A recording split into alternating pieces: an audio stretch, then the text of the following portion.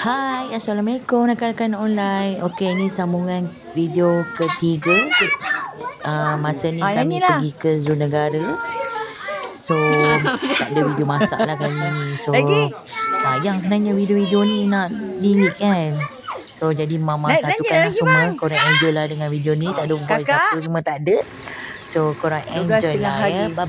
Matahari dah terpacak. Oh, panas.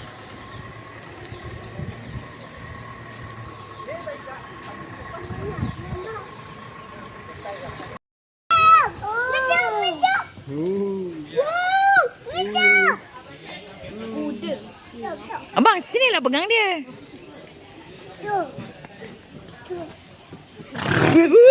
Takut aku. Ayah dia takut lah ya. Ya. Dapatlah. Abang tengok ayah pegang.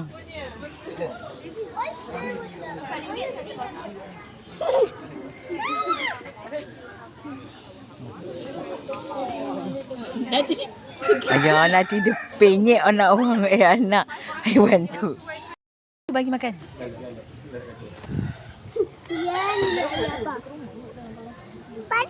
Acu bagi dia satu Acu. Acu je semua bagi makan. Habis dah. Apa nak?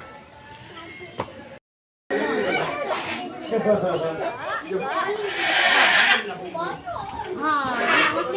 bagi makan pandai. Dia bagi makan. Yang tu bagi makan dulu.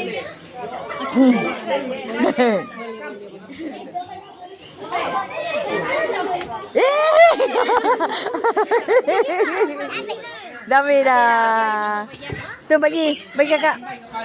Okey.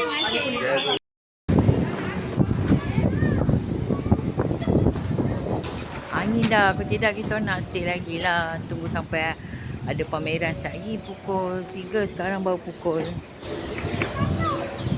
1 subuh. Tapi disebabkan hari pun nak gelap, angin kuat, so kita decide untuk balik rumah.